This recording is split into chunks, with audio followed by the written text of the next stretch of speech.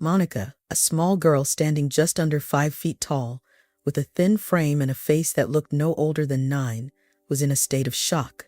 She wore a simple white dress, her wide eyes filled with fear and pain. Her swollen belly stood out starkly against her tiny body.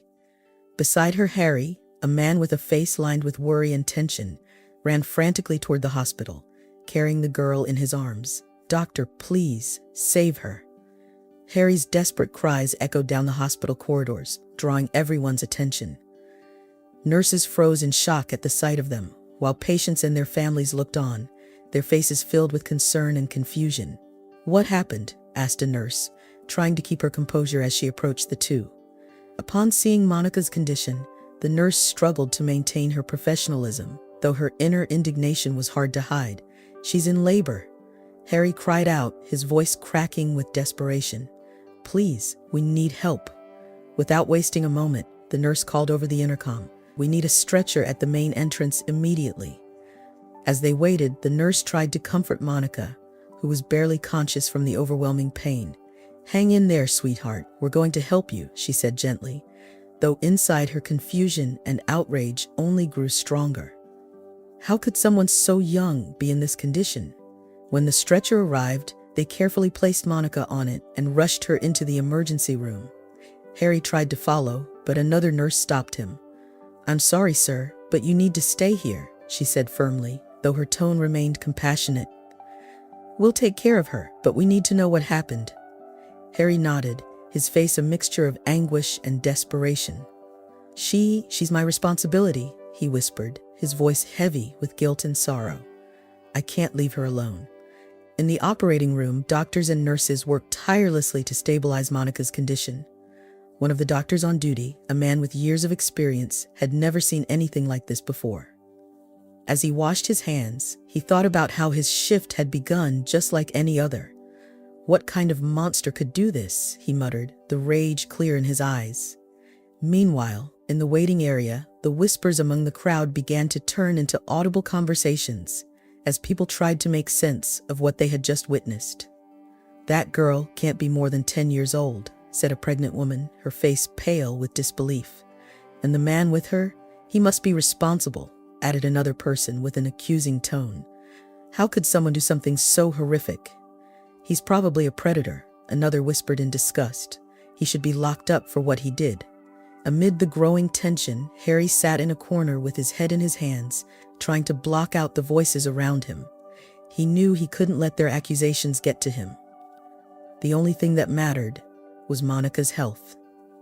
In the operating room, the doctor approached Monica, trying to comfort her before she was put under anesthesia. "I'm going to do everything I can to help you," he said, his voice filled with determination as he prepared for the procedure. The medical team braced themselves for the unexpected, nurses moving in and out with equipment, avoiding eye contact with the man waiting for news outside. All their thoughts were centered on the fragile girl on the operating table, with one question looming in their minds. How did she end up like this? Time seemed to stand still, as the hospital was engulfed in an atmosphere of tension and uncertainty. Outside, whispers filled the air with a blend of outrage and morbid curiosity. But at the heart of the tragedy, there was only a young girl and the medical team fighting to save her life and that of her baby. In the hallway outside the emergency room, the atmosphere grew more tense with each passing minute. Harry sat on a plastic chair in the hands, silently crying as worry consumed him. Monica had been rushed into the ER to give birth, and the uncertainty of her condition tormented him. Around him, the whispers grew louder. At first, they were soft murmurs, but soon they turned into clear conversations filled with judgment. "That girl can't be more than 10 years old," one woman whispered to the person beside her, disbelief in her voice. "And the man with her," added another person with disdain. "Should we call the police?" A voice echoed from the back of the waiting room. "We can't just let this happen without doing something." A nurse, observing the scene, balancing indignation with professionalism, approached Harry. "Sir, we need to know exactly what happened," she said, her voice firm but laced with compassion. Harry looked up at her with desperate eyes. "Monica, she needs help. That's what matters right now." His voice cracked with emotion. The nurse nodded. understanding she couldn't get more information from him in his current state. "We're doing everything we can to help her," she said, trying to calm him. Just then, an older woman, her face wrinkled with fury and arms crossed, could no longer contain her outrage. "This is disgraceful. That man should be in jail," she shouted, directing her anger toward Harry.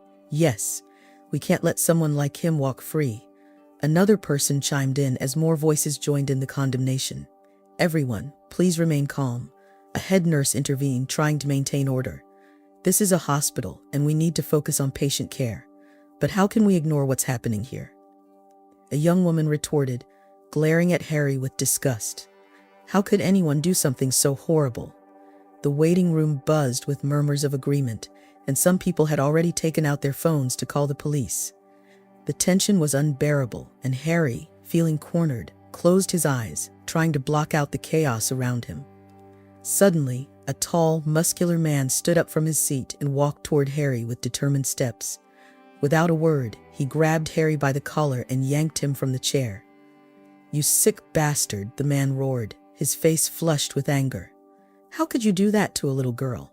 Shocked and terrified, Harry raised his hands as if surrendering. "Wait, you don't understand," he stammered, his voice trembling. "There's nothing to understand," the man growled, tightening his grip. "You're a monster, and you'll pay for this." The situation was spiraling out of control when a nurse rushed in to intervene, throwing herself between the two men. "Stop. Let him go," she shouted, positioning her body to shield Harry. "We've already called the police. They'll handle this." The man released Harry with a shove, sending him crashing back into the chair. The nurse quickly checked to make sure Harry was okay, before turning back to the furious man. "I understand your anger, but we can't allow violence here. Let the authorities deal with it." Harry, breathing heavily, sat trying to calm himself. He knew there was nothing he could do to change how others saw him at that moment, but he had to stay composed for Monica's sake. A few minutes later, 2 police officers walked into the room, responding to the calls of concerned onlookers. With serious professional expressions, they made their way straight to Harry. "Sir, we need you to come with us," said one of the officers, placing a firm but non-threatening hand on Harry's shoulder. "But Monica, she needs me." Harry tried to resist, but his voice faltered again. "We'll be investigating what happened here," the other officer added, "but for now, we need you to come with us to clarify some details." With his heart heavy and his mind clouded with worry, Harry stood up and followed the officers. All around him, whispers and judgmental stares continued. He knew he had to explain the truth, though shame hung over him with each step. In his mind, the weight of the situation pressed down harder with every passing moment, and the murmurs from the crowd felt like poisoned arrows piercing his soul. Upon arriving at the station, Harry was taken into an interrogation room. The space was cold and barren, with gray walls and a buzzing fluorescent light overhead. The metal table and uncomfortable chairs only added to the feeling of isolation and despair. "Sit down," one of the officers barked, motioning to the chair in front of him. Harry obeyed, the discomfort of the handcuffs around his wrists all too apparent. "I'm Officer Sophia, and this is Officer Gonzalez," the man said, opening a thick file. "We've received reports alleging you've committed a very serious act. We need to hear your side of the story." Harry took a deep breath. "Monica is not a child," he began, his voice steady but full of emotion. "She's my English tutor. She's 27 years old, but suffers from a rare medical condition that makes her look much younger. She may appear to be a child, but she's the best English teacher in town, and she's incredibly kind. Today, when she came over for our lesson, like she does every day about an hour in, she complained of stomach pain and suddenly collapsed. I panicked and took her to the hospital. Before that, she'd mentioned she was in a long-term relationship and was planning to get married soon.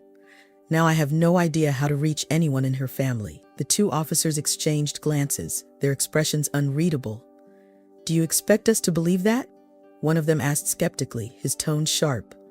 "That sounds like a pretty convenient excuse." "It's not an excuse," Harry replied firmly. "Just wait until she wakes up and she'll tell you herself. I've seen her medical diagnosis for the pituitary disorder." Officer Gonzalez leaned forward, his gaze stern. "Then why has no one else heard of this condition? Why hasn't anyone verified your story? We need more than just your word. The officer crossed his arms, adding, "From where we stand, this situation looks very different." Suddenly, the door to the interrogation room swung open and a lawyer with a determined expression walked in. "I'm his attorney," he declared. "I need to speak privately with my client." Reluctantly, the officers left the room, leaving Harry alone with his lawyer, a mix of concern and resolve on his face. "Harry," the lawyer said quietly, "I've spoken with Monica. The hospital says she's stable and we're working on getting this situation sorted out. But you need to stay calm and trust that we'll get this cleared up." "Thank you," Harry murmured, feeling a small wave of relief wash over him. "This is a huge misunderstanding." "I know," the lawyer continued, "but we need to prove that with evidence. I'm working on getting Monica's medical records and contacting her doctor." When the officers returned, the lawyer stood up. "Officers, my client has the right to legal defense. These are preliminary documents confirming Monica's medical condition." One of the officers took the papers and examined them closely. "This is just the beginning," he said sternly. "We'll need to verify every detail, and until then, Harry will remain in custody." "This is unjust," Harry whispered, feeling the weight of the situation settle on his shoulders. Harry protested, feeling a wave of desperation spread through his entire body. "Monica needs my support, and I'm both a friend and a victim in this situation too. Do you understand?" he said, trying to remain calm. Though his voice was still laced with skepticism, the officer responded cautiously. "We need to proceed carefully until we can verify everything." The following hours were a mix of uncertainty and faint hope. Harry was taken to a holding cell where time seemed to stretch on endlessly, his mind swirling like a storm, replaying every joyful memory with Monica and the harsh reality they now faced. Meanwhile, at the hospital, Monica, a young woman who appeared almost childlike, but with a heavily swollen belly, was rushed to the delivery room. The situation was so unusual that everyone in the hospital couldn't help but whisper in shock and concern. Dr. Clark, the attending physician that night, hurried toward the operating room, his mind racing with thoughts. How can this be? He asked himself repeatedly. He had encountered countless odd cases throughout his career, but nothing like this. "Prepare for an emergency C-section," Dr. Clark commanded the moment he entered the room. The nurses and assistants moved swiftly, setting up the surgical tools and making sure Monica was prepped for the procedure. Monica lay on the hospital bed, her eyes closed, face pale from pain and exhaustion. Despite her fragile appearance, her body showed all the signs of active labor. "Doctor, her vitals are stable," a nurse reported, breaking the tense silence. Dr. Clark nodded as he slipped on his surgical gloves. "All right, let's begin." As he made the first incision, Dr. Clark couldn't stop himself from noticing every detail. Monica's internal organs appeared perfectly developed and healthy. Her uterus and ovaries were that of a grown woman, not a girl. "Incredible," he muttered, but his comment didn't go unnoticed by the staff. "What's wrong, doctor?" the head nurse, Mrs. Martina, asked, her voice filled with both curiosity and concern. Dr. Clark turned around, his eyes wide with shock. "Her organs are completely normal for a woman in her 20s. There's nothing to suggest she should look the way she does on the outside." The team worked in silence, processing the information as they assisted in the delivery. After several tense minutes, the high-pitched cry of a newborn filled the room. A wave of relief swept over everyone present. "It's a boy," Dr. Clark announced, lifting the newborn so Monica could catch a glimpse before the nurses took him to be cleaned and examined. Once the baby was stable, Dr. Clark refocused on Monica, carefully completing the surgery to ensure there were no complications. When Monica was transferred to the recovery room, Dr. Clark removed his gloves and mask, still deep in thought. "We need to investigate this further," he said aloud to the staff, clearly perplexed. "Something doesn't add up with what we know." A few hours later, Monica began to wake up. She blinked slowly, adjusting to the bright lights of the room. Beside her, a nurse cradled her baby, wrapped in a soft blanket. "Monica, your son is healthy and strong," the nurse said with a reassuring smile. "Would you like to hold him?" Monica nodded weakly, her eyes filling with tears as she took the baby into her arms. Thank you," she murmured, her voice trembling with emotion. The nurse watched the condition. "There are things Dr. Clark needs to understand. Monica nodded again, knowing this moment would come. I know, she whispered. I'm ready to explain. Dr. Clark entered the room, his face still marked by the gravity of the situation. He approached Monica's bedside and took a seat in a nearby chair. Monica, your internal organs are fully developed, just like those of an adult woman, he began, choosing his words carefully. However, your outward appearance remains that of a child. Can you help us understand how this is possible? Monica nodded, adjusting the baby in her arms. I have a rare condition called hypopituitarism, she explained softly, but with steady confidence. It affects my pituitary gland, preventing my body from developing and maturing externally, even though internally, I am a fully grown woman. Dr. Clark nodded slowly, processing her words. That explains quite a bit, but we'll need to document this thoroughly. We'll need to contact your previous doctors and gather all the medical records we can. Monica glanced down at her baby and then back at the doctor. I understand. I'll do everything I can to help. Just then, a nurse entered the room, her expression tense. Dr. Clark, there's something you need to know. Harry, the man who brought Monica to the hospital, has been arrested. The police are accusing him of a serious crime. Monica's heart sank as her world seemed to crumble. No, that's a mistake, she cried, her voice trembling with desperation. Harry is my student. He didn't do anything wrong. He was helping me. Dr. Clark stood up, his expression turning serious. I'll speak with the authorities immediately. We need to clear this up as soon as possible. The following hours were a whirlwind of anxiety and waiting. Monica was interviewed by several nurses and doctors who were trying to gather all the necessary information, while Dr. Clark contacted Monica's previous doctors to retrieve her medical history. Eventually, Dr. Clark found the chief of police, Captain Walter, in a private room at the hospital. Captain, I need to speak with you about Harry, he began, his voice formal and urgent. I'm listening, doctor, the captain replied, his face unreadable. Harry is not a criminal. His English teacher, Monica, has a rare medical condition that affects her physical development, Dr. Clark explained, handing the captain a folder with Monica's medical records. These documents prove it. The captain carefully reviewed the papers, his expression softening as he read. I understand, doctor, this is an unusual case, but we'll do everything we can to clear this up.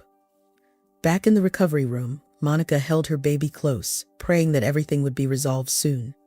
Finally, the door opened, and Dr. Clark walked in, his face showing a hint of relief. Monica, I have good news, he said gently. Captain Walter reviewed the documents and agreed to release Harry while the investigation continues. Everything's going to be okay. Monica let out a deep breath of relief as tears streamed down her face. Thank you, doctor. Thank you for everything. At that moment, Harry was brought back into the room by 2 police officers. His face showed signs of stress, but it lit up when he saw Monica and her baby. Monica, he whispered as he approached the bed. Are you all right? Monica looked up at him, her eyes filled with gratitude. Harry, I'll be fine. Thank you so much for saving me. That night, as they sat together, Monica finally opened up to Harry. Harry, have you noticed lately that my English lessons haven't been as enthusiastic as they used to be? I'm really sorry. You needed to learn English quickly for your job, and I lost focus, she said apologetically. I thought it was just because you were pregnant and tired, Harry replied with a kind smile. No, it wasn't just the pregnancy. I was exhausted by everything that's been happening, Monica confessed. The man I loved, the one I thought would marry me, left us, me and our baby. Monica's voice trembled as tears streamed down her face. Harry stood in silent shock, unable to find the words. His family never accepted me because they thought I was too plain. I guess he didn't want to protect me anymore either. He ended everything and cut off all contact, not even caring about the baby growing inside me. Monica continued, her voice breaking with emotion. Monica, I had no idea you were going through something so heartbreaking, Harry said, his gaze soft yet sincere. You're not plain in any way. What I see is an incredibly talented, kind, and beautiful person. I've been watching you for a long time, and I've learned so much about who you are. You're always helping others, and everyone who knows you adores you. Harry hesitated before speaking again. I've always wanted to take care of you and your baby.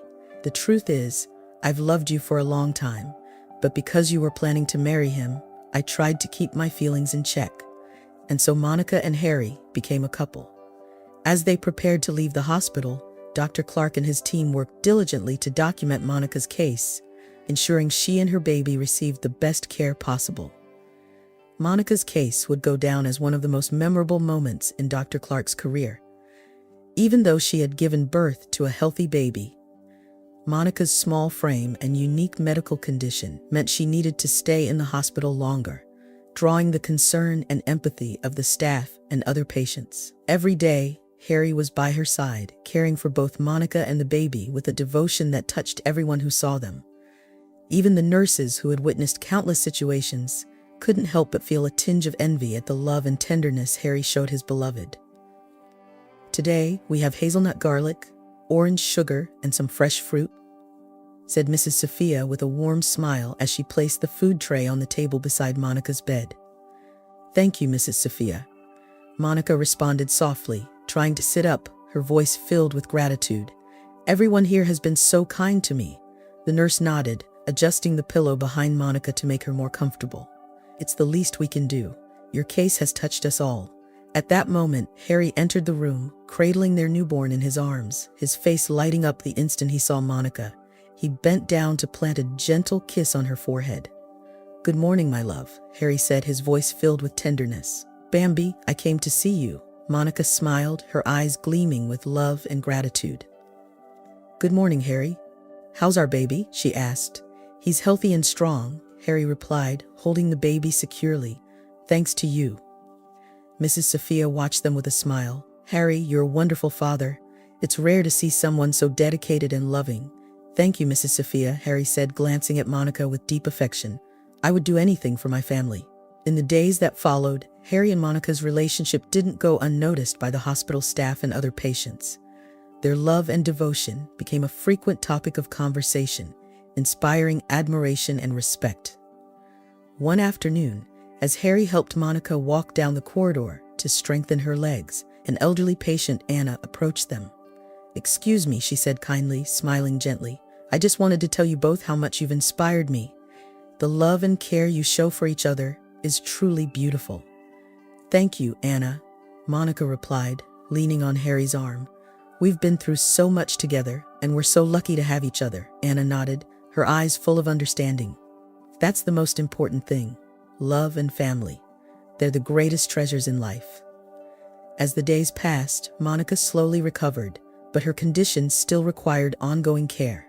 Every day, Harry made sure she was comfortable, bringing fresh flowers, reading her favorite books, and ensuring she had everything she needed. One afternoon, as Harry gently helped Monica sit after a short walk, a young nurse named Liz approached with a shy smile. "Excuse me," she said, a bit nervous. "I just wanted to say that everyone here talks about how amazing you are, Harry. The way you care for Monica and your child is truly inspiring." Harry smiled, softly squeezing Monica's hand. "Thank you, Liz. I'm just doing what any husband would do for the woman he loves." Monica looked at Harry with tears of happiness and gratitude in her eyes. "You're the best, Harry. I don't know what I would do without you." Liz nodded, clearly moved. "You two are such a special couple. I hope you both recover soon and enjoy life together." The bond between Harry and Monica didn't just touch the nurses, but caught the attention of doctors too. Dr. Clark, who was closely monitoring Monica's progress, would often stop to chat with them. "Harry, Monica," Dr. Clark said one afternoon as he reviewed Monica's chart, "I'm truly impressed by how you've handled everything. Your love and dedication are remarkable." "Thank you, Doctor," Harry replied as Monica nodded in agreement. "We're so grateful for all that everyone here has done for us." Dr. Clark smiled as he closed the folder. "Helping a family as strong and united as yours is an honor for us. Monica, your recovery's going well. You just need a little more time and care, and you'll be able to go home soon." The doctor's words brought a wave of relief and hope to both Monica and Harry. They knew the road to full recovery was still long, but they faced each day with determination and the unwavering support of those around them. As the sun set over the hospital, painting the sky in shades of orange and deep red, Monica sat on the bed with Harry beside her and little Bambi at her side. She felt a profound sense of peace and immense gratitude for her life and the love she shared with her family. "Monica," Harry whispered, gently brushing her hair, I love you more than anything in this world. Nothing will ever change that. And I love you too, Harry, Monica replied, her eyes brimming with emotion. I'm so grateful for everything. In that moment, surrounded by the warmth and support of their loved ones and the hospital staff, Monica and Harry knew that no matter what challenges they faced, they would always have each other. Their love, stronger than ever, was the true source of strength, guiding them toward a bright and hopeful future. After a few more weeks in the hospital, the day finally came when Monica, Harry, and little Bambi could go home. The sun shone brightly in the sky, a sign of a fresh start for the young family. Harry gently pushed Monica's wheelchair as she held Bambi in her arms, the child's rosy face and bright eyes taking in everything with the curiosity only a child could have. We're ready to go home, Monica, Harry said with a warm smile as he helped his wife stand from the wheelchair. Everything's going to be all right. Yes, Harry, I'm ready, Monica answered, feeling a mixture of excitement and relief. I can't wait to start this new chapter with our family. As they left the hospital, they were greeted by a crowd of reporters and photographers, the flashes from their cameras capturing every moment as the family made their way toward the exit. Monica, Harry, how does it feel to be heading home? One reporter shouted, "We feel incredibly blessed and grateful," Harry replied, beaming with happiness. Harry gently squeezed Monica's hand as he responded. "The love and support we've received gave us the strength to overcome everything," he said. Monica then shared her experience at the hospital, and when another reporter extended a microphone toward her, she smiled, her eyes glowing with gratitude. "It was a tough journey for me," she admitted, "but we had an amazing medical team and an incredible partner by my side. I'm so thankful for all the love and care we've received." As they moved forward, the reporters continued asking questions, but Harry and Monica remained calm and grateful, fully aware that their story had touched many hearts. Once they were home, their family began to settle into this new chapter of life. Time flew by, and their son Bambi grew healthy and strong thanks to the unwavering love of his parents. Harry and Monica's story became a source of inspiration for many, a reminder that true love can conquer any obstacle. 6 years later, on a quiet summer afternoon, Harry and Monica sat on the porch of their home, watching Bambi play in the yard. The golden sunlight bathed everything in a warm glow, and the air was filled with their son's laughter. "Look at our little boy, Monica. I think Bambi's ready for a sibling to play with," Harry said, smiling, his eyes brimming with pride and love. "I've been thinking the same thing," Monica replied, her voice soft with emotion. "These years with you have been incredible. You've loved me, and you've embraced our family wholeheartedly, without caring about what's considered normal. A man like you is hard to find, and I'm so blessed to have you." She squeezed Harry's hand, tears of joy glistening in her eyes. "I love you. I love you too, Monica," Harry said gently, returning the squeeze. "We've been through so much, but every moment has been worth it. I'm grateful for you and Bambi." "And I'm grateful for you, Harry," Monica whispered, her voice thick with emotion. "Your love and support give me strength. I don't know what I'd do without you." "You'll never have to find out," Harry reassured her, leaning in to kiss her softly. "No matter what the future brings, I know we can get through anything together." Just then, Bambi came running towards them, his face beaming with excitement. "Mom, Dad, look what I found," he exclaimed, holding a small bug in his hand. Monica and Harry laughed, enjoying the pure joy radiating from their son. "That's amazing, Bambi," Harry said, ruffling his hair. "You're such a great little explorer." As the sun set, the family stayed together on the porch, soaking in the peace and happiness of being with one another. Harry and Monica's love story wasn't just a testament to their strength, but a beacon of hope for everyone who heard it. Surrounded by the love of their son and the unshakable bond they shared, they looked toward the future with hope and confidence, knowing they could face anything life brought their way. Wow, what an incredible journey we just went through with Monica and Harry. This story, though fictional, truly highlights the power of love that overcomes all obstacles.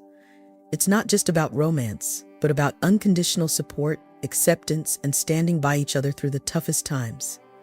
Harry's devotion to Monica, regardless of the challenges they faced, shows how true love isn't about perfection. It's about embracing each other's flaws and fighting together when life gets hard. Monica's vulnerability and strength, especially with her unique condition, touched me deeply. This story reminds us that love transcends appearances and hardships. It's a powerful message that no matter what imperfections we or our loved ones might have, true love sees beyond all of that. Now, I'd love to hear your thoughts. What part of their journey touched you the most? Do you think Harry and Monica's relationship could inspire us in our own lives? Drop a comment below and let's have a conversation about it. If you enjoyed this story, don't forget to like and subscribe for more heartwarming content. Your support keeps us going, and we appreciate each and every one of you. Thanks for watching.